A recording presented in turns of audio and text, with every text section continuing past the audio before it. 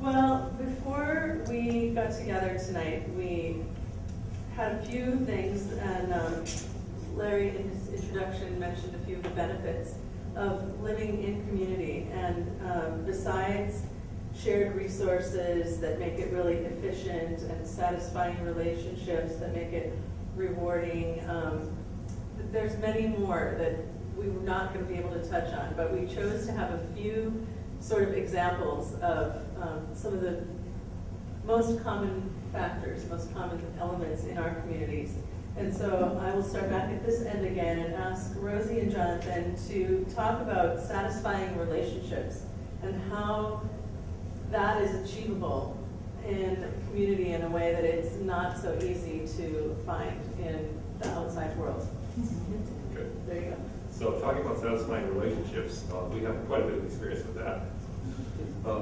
Satisfaction involves a great deal more than everyday needs, as it was just saying, food, clothing, and shelter. Also a sense of safety and of support, as well as a connection to something larger than ourselves. Those three elements for me will come together to form a satisfying life. When I talk about being connected to something larger than ourselves, as I said, we're getting beyond politics here. I think I have the sense that we're building a model that will serve people better in the future than the American ideal that Larry referred to earlier, for and no more. When we first came to Seattle, we formed a house band, musical band, and performed at the Northwest Folklife Festival a couple of times. The band was called the Expanded Family because that's how we thought of ourselves. We were an expanded family at that time. We were basically a straight couple and a gay couple and our 3 children. And we are an expanded family today. We provide a high level, consciously designed interpersonal support for our members, all of whom retain strong ties to their family of origin as well. So like one of our members frequently brings her parents over from Hopewell. And we frequently have our children over.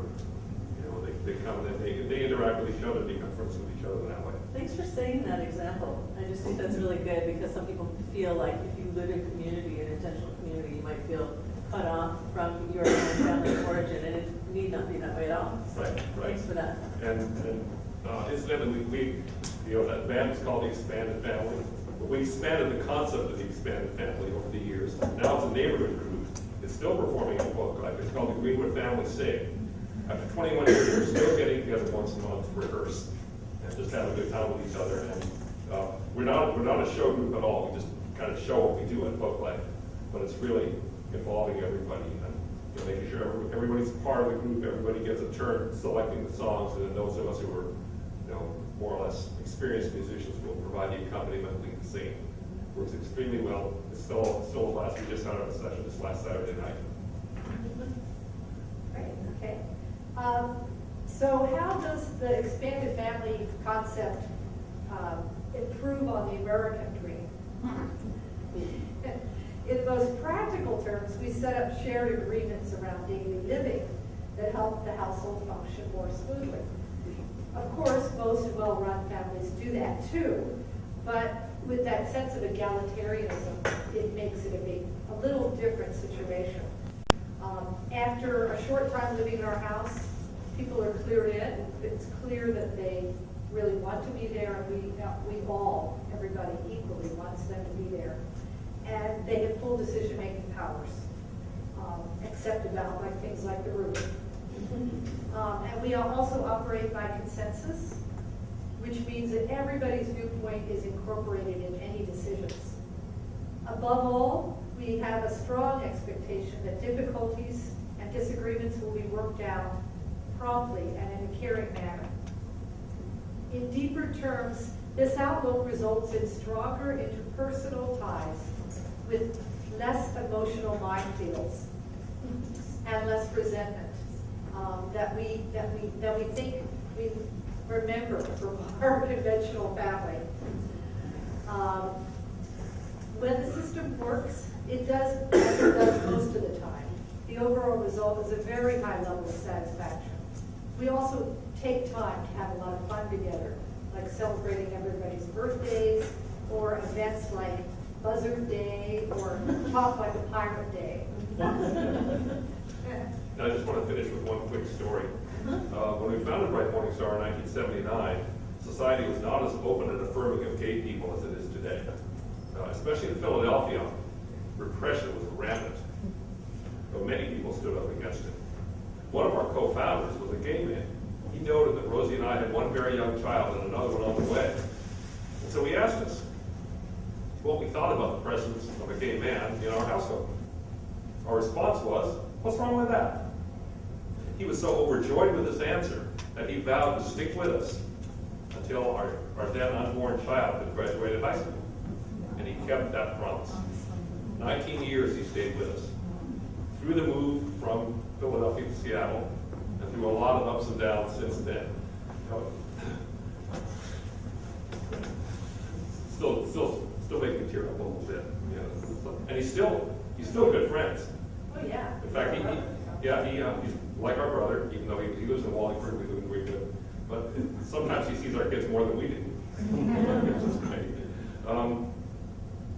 Yeah, so he did stick with us. He stayed with us until David graduated high school. Then he moved out to be with his partner.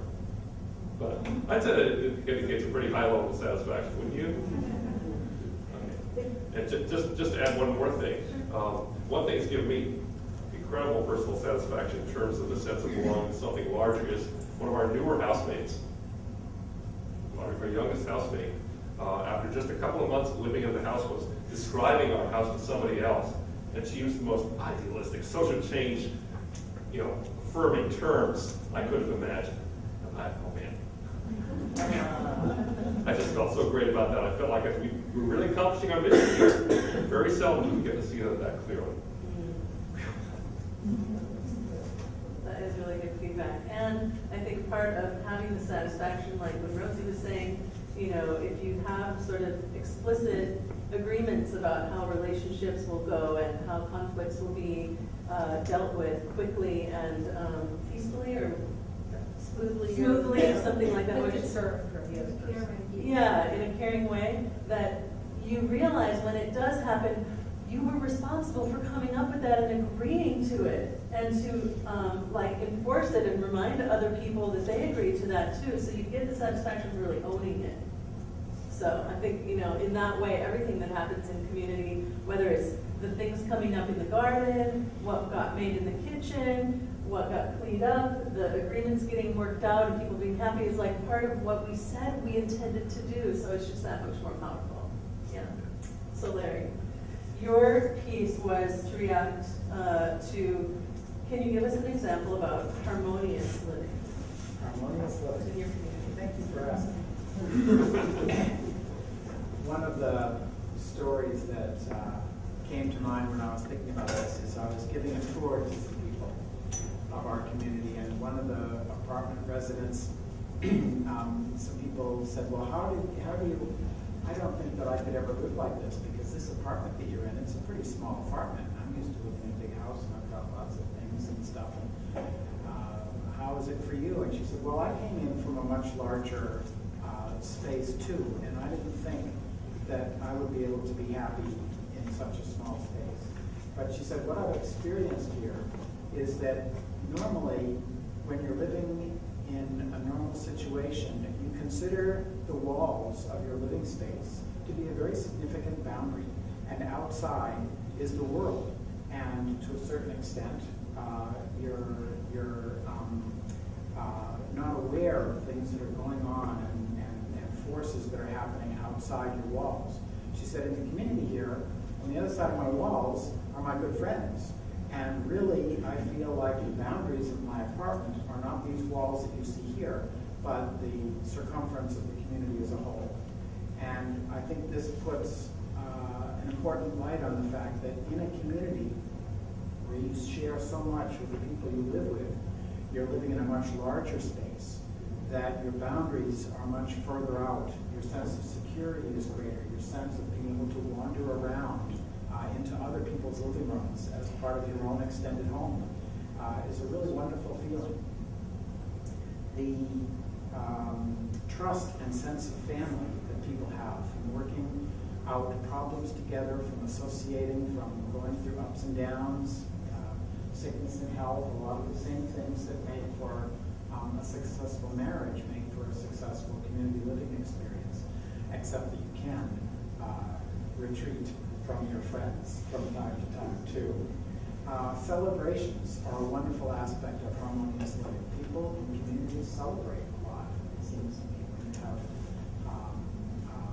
not just the normal opportunities to celebrate, like birthdays and graduations and kids' parties and things, but people are often creative about thinking up things to celebrate, and people sharing ideas, and some people are cooking, so some people can decorate, so some people have some fun ideas for bringing something else. The celebration also of stages of life, birth and death. Deaths in communities are often very wonderful events, very much more sweet and uplifting than they sometimes can be in the world. When people get sick, you have 15 people, actually pick a number, you have a whole family of people around to help support you and bring you over some food and ask about you in many of these ways. The sense of harmony that comes from living with a group is very great. And I just wanted to mention along these lines also a community that's not represented here tonight, Sangaya, a co-housing community in Bothell. Are you from Sangaya? Yes. Sangaya is having a major celebration this weekend, the passing of Fred Lamphere, who has the seat that I'm sitting in. He was the president of NICA for many years. He was a founder of NICA. He was a co-founder of Sangaya. He was a very influential and inspirational leader in the community's movement in the Northwest for many years. He was known for a long time, Sid and many people. And he passed away after a very noble and glorious experience with ALS, and passed away very peacefully and it was just a wonderful process. And his memorial service is this coming Saturday afternoon at Sangaya. If you want more information about that, go to the NICA website. Those are my thoughts on Harmonious Living. Thank you, Larry. Thanks for everyone. We haven't announced so far that we are saving some time for question and answer. So if you have questions or comments that come up along any of the panelists, just save it till the end, and we'll have a chance for back and forth and more questions then. Okay. So we had asked that Bill and Kathy give us an example of shared resources and how that works in our community. And just the easiest of maneuvers, like going to the airport, opening up your commitments to be a clinic or hospital. In fact, kind of a grouping to work on support of anyone who had disabilities. And we've had in that 10 years, in the 9 years. Two people who died there, and their families were assisted in that. Bill has a lot of experience going to the airport, so that's the first one. But that same principle goes out. We're sort of practical people. I'd say we don't have any common spiritual commitment in our group. We have a variety of beliefs and practices, and nobody ever asks what somebody is. We don't choose anybody; they all choose us. We don't have any criteria other than being able to finance the purchase if you're going to be there. But going to the airport is a good example. It's something that's very difficult to do as your plane is leaving at 6 in the morning. There is public transportation and there's different things. And if you've got 2 kids and baggage, or even if you're just going alone but you're going for a week-long thing, it's challenging to do that. And so people going to the airport, they just put out an email to the community. Can anybody give me a ride at 6 o'clock on Wednesday morning or whatever? And almost always it works out fine.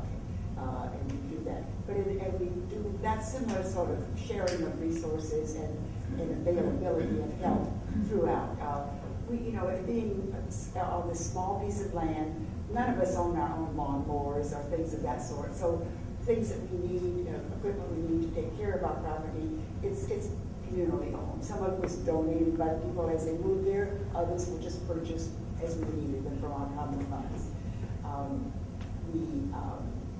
Sharing of time and somebody to come sit in the house with one napping child while the other gets taken to the bus or whatever. We have very conscientious parents there. They never go off and leave their kids alone or do any of those bad things. They are all extremely conscientious, and really the children are wonderful, and so it's always our pleasure to be part of that. And frequently parents will share. One parent with 2 children will keep 4 or maybe take 4 of them up to the park while the other one's doing something else, going to a class or a doctor appointment or something like that. So we do share that kind of thing. We share some ideas around. We have like a book club, which people are welcome to come and join, and it's pretty routine thing. It's not anything very exotic. We share our concerns about our operation of things, our future, our financial investments. All of us, it's our home that we own, and for most of us, it's a major financial investment. So we have everyday concerns about making sure that the roads are prepared in time. And you share the cost Right. of the common house, Right, absolutely. its maintenance, and I would assume the food when you have common meals. We have common meals, that's a have voluntary pantry. association, Okay. and we have a voluntary association of the meals, and we have a pretty high degree of participation, and everybody loves the meals program. It's really one of the best parts of our thing. So that's sort of an example of some of the resources that we share. So you don't have a shared vehicle, No, we but don't. you share some rides and share time and give care and things like that within the community. Do you have a shared vehicle? Not really? Or did Our you? vehicle, We kind of blend it. Yeah, people do love to have vehicles back and forth. One person has a truck, and maybe somebody needs to have something, we need a truck to move it. Theirs is always available. Some people have small cars, some people have others. We only have garages for 1 car per unit. Yes. So Right. some of the people have 2 cars, they had it before they got there, or they have 2 that they need for different purposes. They have a lot of bicycles, and we share that place too. Yes. So it's, I think, as needs come up, we find a way to share that. The money part is done by legally. We're a legal condominium, and we follow all of Washington's condominium laws. So there's not any income sharing community specifically represented tonight, but I come from one, and for instance, like in town, Emma Golden Finishing School, there are some other households that share a vehicle, or where I used to live, we had a whole fleet of trucks, vans, and cars that were owned by the community. But it's just an interesting thing to think of the different resources, the tools, simply, the appliances that we don't have to replicate if you're living in a community in a shared household, or you have a common house like they do in co-housing. So these are just examples on the range of like extreme income and object sharing to a modified sort of, okay, we each have a bunch of these, but we share with each other, and to, at least reduce the impact of having to replicate everything within the walls of every single family unit. And sharing maybe even further out in the problem area of having too much to go into too small space. So when people move in, they have too many objects. They have to share and put some in public space, or give them to someone else who's needing something, right? Just right. We've been renting the storage space. One of our neighbors is a single woman, doesn't have a lot of stuff. We've been renting it now for 5 years. Confessions. I see. Okay. Well, that's great that you have space that you can share too, extra storage spaces that can be shared and loaned. All right, Vince, we were going to ask you to talk about cooperation, how that looks like. Yeah, I was just going to say, I'm going to call you guys up when I need to go to the airport.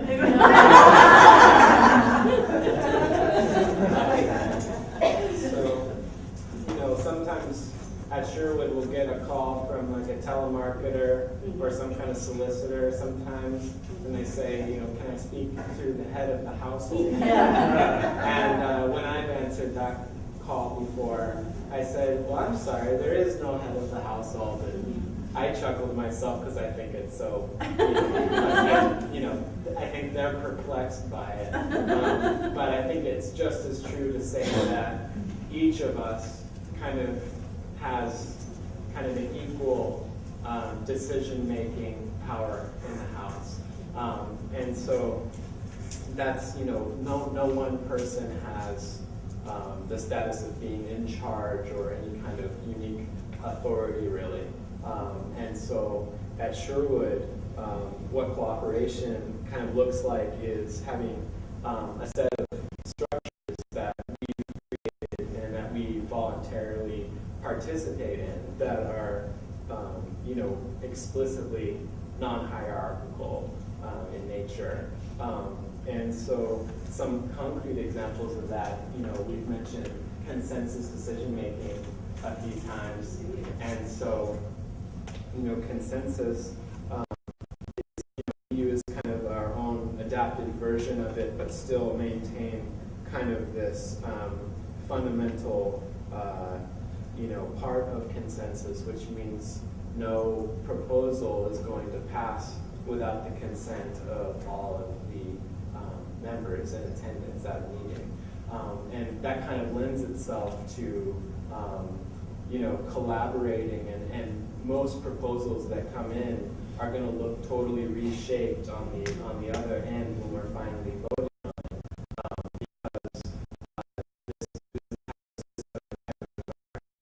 Because we are trying to honor all the voices in the room and meet the needs of everyone who's in our community.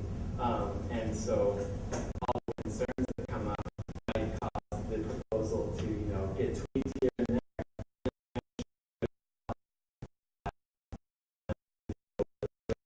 and then vote on.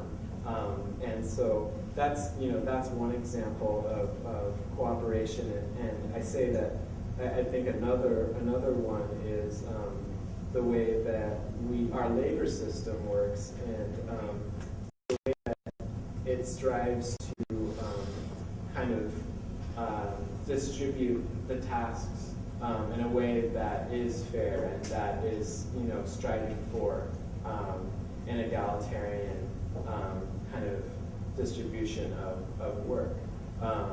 And so we're all expected to work and do chores, and we have labor teams.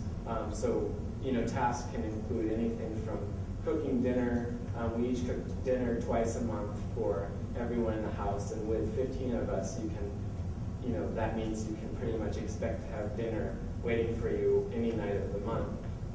So we have that. We have cleaning chores, all the things that we need to do to keep the house running, including maintenance tasks, paying the bills, and also, we have a membership team who is kind of our link to the world, who is always saying, we're having a potluck, or are getting, fielding interest from, students or other people who are interested in living at the house. So there's all sorts of things that need to be done. And so people who are joining the house go in knowing that there's an expectation that we're each going to kind of carry part of, the responsibility of keeping things going. And we try to do so in a way that is accountable to each other and to the place that we live in. So we have a public, labor board where you mark down your hours on the honor system, and so you can see if someone's falling behind or if someone's doing extra, and then try to, maybe encourage someone to be like, get, I could probably use a little bit of a elbow right now because I need to get some of my chores done and some dinners done. But so it's not perfect, but we are stressing kind of, this, or emphasizing, really, we're emphasizing the importance of kind of a fair distribution of labor. And so maybe one last thing I'll say in the realm of cooperation is cooperation in the sense of this is a place, Sherwood is a place that is collectively owned, and I think that you can find a lot of examples of communities that do have an amazing way of cooperating and functioning without that collective ownership piece. But I think that at Sherwood, there is kind of a fundamental feeling of like when you come into this community, you are taking, you have a stake in it, you have a real place in it, and so I think that and when you feel that ownership, and not just in the sense of like I own a piece of this, but like you feel like ownership for the community and you're a part of it. I think that is kind of what gives you this sense of responsibility to act in a way that's conscious of something. We mentioned something that's bigger than us, because Sherwood's been around before I was there. It's going to be there after I'm going to be there. So I feel like I'm participating in a project that is going to go beyond me. So that's something that we keep in mind when we make decisions that have to do with the house and the way that we treat it and treat each other. So I think that's a good place to leave. Thank you.